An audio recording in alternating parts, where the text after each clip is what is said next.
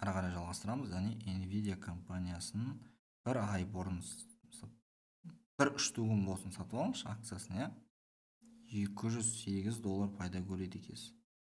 Ал егер де 10 штугін сатып алсаңыз, жобамен жаңағыдай $2000 пайда көресіз деген сөз ғой. 6 ай. Мәссаған, 6 айды қараңыздар. 6 айда 89,19% көтерілген, яғни $419,31 қосылған. 6 ай бұрын 10 штугін сатып алсаңыз, 10 данасын $4190 пайда көреді екенсіз. Яғни 6 ай бұрын $470 болған екен. 100% қосып жобамен 90% көтерілген. Бұл керемет.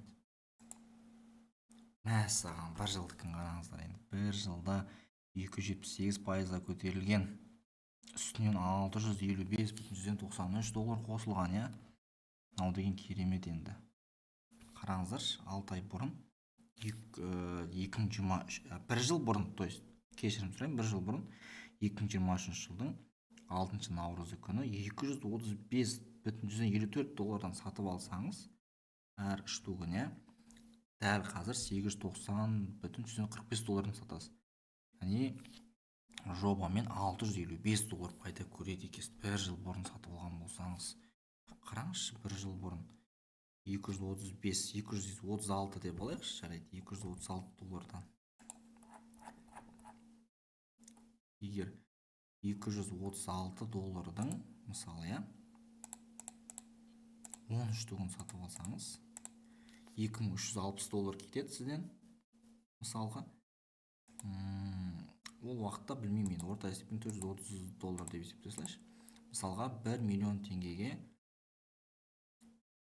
қанша штук сатып алдық жаңа, мен қателесіп кеттім. 10 штук сатып алдық па? Иә, 10 штугын сатып алдық. 1 миллион теңгеге, иә. Үстінен қараңыздар, $655 пайда көретін болсаңыз, егер 450 теңгеден қараңыздар, $655 пайда көрген кезде 300.000 теңге пайда табады екенсіз, иә.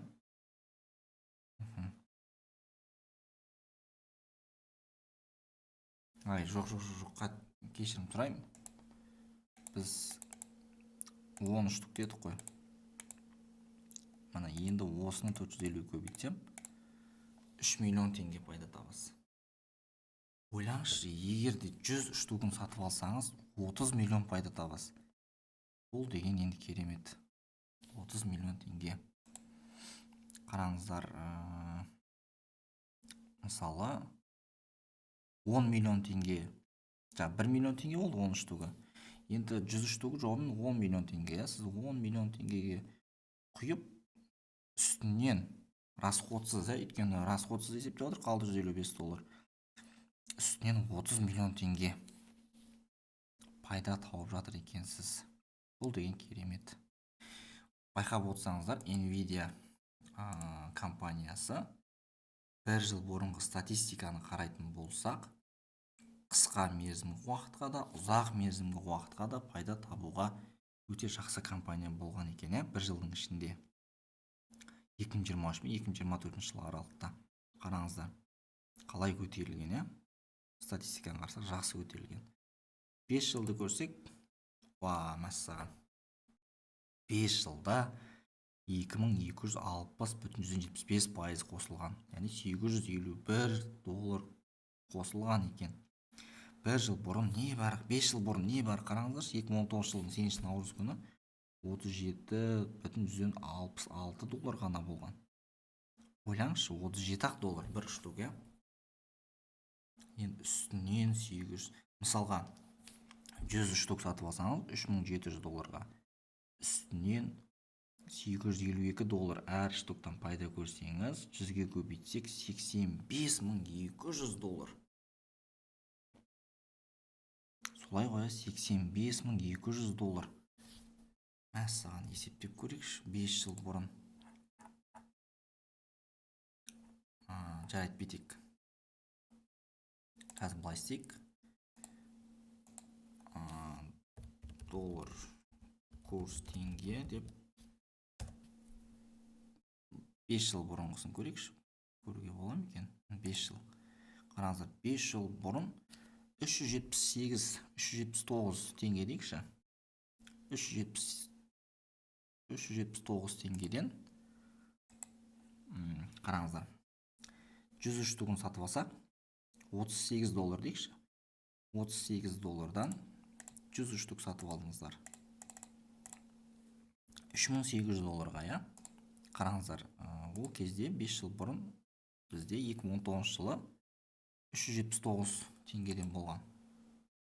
Көбейтеміз, 3079 теңге. Мәссаған, қараңыздар, бұл 2019 жылы сіз жобамен 1.440.200 теңгеге Nvidia компаниясының 100 штук акциясын сатып алсаңыз, жобамен 1,5 миллион теңгеңіз құртып. Енді есептейміз. 100 штук мұны 852-ні көздеріңізше 100-ге көбейтейін. 85.200 доллар қосылған үстінен. Расходтан бөлек, расходтың үстіне. Яғни осындай доллар пайда таптыңыз. Қазір 450 теңге. Мәссаған, 5 жылдың ішінде сіз 38.340.000 теңге пайда табады екенсіз. Бірақ енді алдағы уақытта Nvidia программасының компаниясының акцияларының өсімі қалай болады? Ол жағын мен білмеймін. Бірақ интернеттен Google-ға Nvidia туралы жаңалықтарды оқысаңыз болады. Бірақ енді көбіне қазіргі таңда көптеген бағдарламалық жабдықтар, яғни программалық обеспечениелер мықты компьютерлерді, мықты графиктегі компьютерлерді керек етеді. Сондықтан қазіргі таңда әр алған адамның компьютерінде, ноутбугінде Nvidia программасы міндетті түрде болады. Сондықтан алдағы уақытта да өседі деген үміттемін. Мынау тикер, негізі NVDA деген тикер. Осы тикер арқылы іздесеңіздер де болады. Мысалы, менің компьютерімде де Nvidia бар. Nvidia программасы. Осы арқылы графиканы турлап алуыма болады мен. Nvidia-ға сенсеңіздер болады деген сөз. Бірақ енді өздеріңіз көресіздер. Бұл да бір тәуекелдіктің бір түрі. Nvidia-ны көріп шықтық. Енді келесі Microsoft-ты көрейік. Microsoft компаниясын барлығыңыз білесіздер деп ойлаймын. Билл Гейтстің компаниясы бір күнде 0,79% төмендеген, яғни 0,132 долларға төмендеген. 5 күнде 6 долларға төмендеген. Бір айда 3 долларға төмендеген.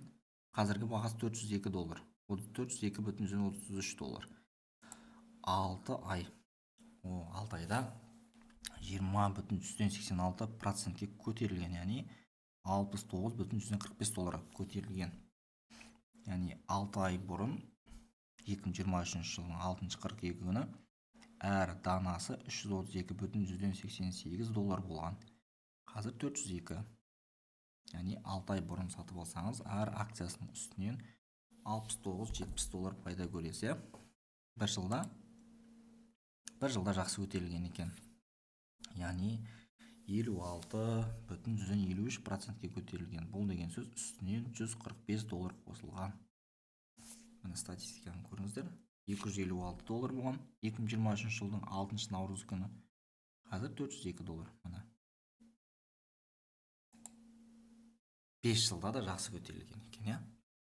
264% көтерілген, яғни үстінен 291-92 доллар пайда көреді екенсіз. Яғни 5 жыл бұрын 110 доллар болған екен. Ол кезде де бірақ доллардың бағамы төмен болған, теңгеге шаққан кездегі. Тикері MSFT екен, Microsoft компаниясынікі.